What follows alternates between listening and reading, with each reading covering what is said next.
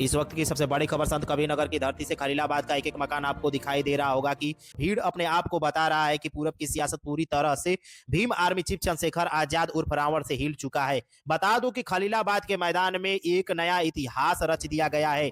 दिल्ली से लखनऊ तक की सियासत को पूरी तरह से हिलाकर रख दिया है। इस तस्वीर में आपको दिखाई दे रहा होगा कि लाखों की भीड़ में गरजते हुए नगीना सांसद चंद्रशेखर आजाद हैं, बल्कि और कोई नहीं। इनका भाषण सुनने के लिए लोगों की भीड़ इतना इकट्ठा हो गई कि लोग छतों पर पैर रखने की जगह भी नहीं बचा। आपको बता दूं कि इस रैली का नाम रखा गया है संवैधानिक अधिकार बनाओ भाईचारा बचाओ। आपको बता दूं कि इस रैली में नौजवान ही नहीं बल्कि वे बुजुर्ग महिलाएं शामिल हैं। इस रैली में आई हुई महिलाओं का जोश बता रहा है कि इस भीड़ ने बल्कि आने वाले चुनाव का बड़ा बदलाव भी देखने के लिए मिल सकता है। आपको बता दूं कि भीम आर्मी और आजाद समाज पार्टी के संयुक्त भरे मंच से चंद्रशेखर आजाद ने सीधे तौर पर केंद्र सरकार और प्रदेश सरकार पर हमला करते हुए यह मोर्चा खोल दिया है। कोई पूछने वाला नहीं है, कोई देखने वाला नहीं है, कोई सुनने वाला नहीं है, क्योंकि जब सत्ता गूंगी बहरी हो जाती है और सत्ता आंखें बंद कर लेती है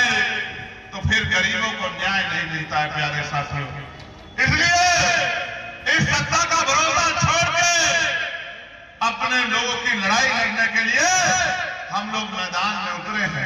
आपको बता दूं कि मेरठ के कपसाड़ गांव का जिक्र करते हुए चंद्रशेखर आजाद ने मुख्यमंत्री योगी आदित्यनाथ और गृह मंत्री अमित शाह पर नजर रखते हुए उन्होंने कड़े शब्दों में कहा कि जब दलितों पर जुल्म होता है तो योगी आदित्यनाथ और गृह मंत्री अमित शाह की आवाज नहीं निकलती है।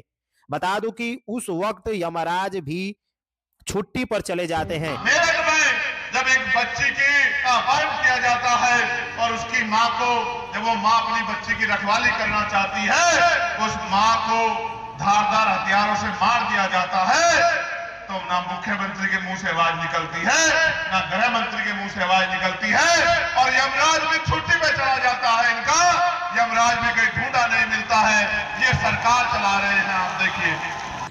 आपको बता दूं कि ये एक रैली ही नहीं बल्कि सत्ताधारियों के ऊपर सबसे बड़ा प्रहार था चंद्रशेखर आजाद का। सरकार की योजनाओं पर ही नहीं, चंद्रशेखर आजाद ने तो बड़े मंचों से ऐलान भी कर दिया है। कहा है कि जब आजाद समाज पार्टी की सरकार बनेगी तब गरीबों को 2000 रुपए या 5 किलो राशन पर देकर बहलाया नहीं जाएगा, बल्कि ऐसा रोजगार उनको दिया जाएगा जिससे वह हर महीने 50,000 रुपए कमा सके। मंच से यह भी कहा कि 12 साल की सरकार ने 12 ऐसे काम नहीं किए हैं जो कि गरीबों की आंसू पोंछ सके। संत कबीरनगर की महारैली से यह साबित कर दिया गया है कि चंद्रशेखर आजाद ने पश्चिमी यूपी तक सीमित ही नहीं बल्कि माना जा रहा है कि जो चंद्रशेखर आजाद ने संत कबीरनगर से हुंकार भरी है उसका असर आने वाले चुनावों में भी जरूर दिखेगा। बहरहाल आज के लिए इतना ही। चंद्रशेखर आजाद के लिए आपका क्या राय है, कमेंट बॉक्स में अपना राय जरूर दीजिएगा।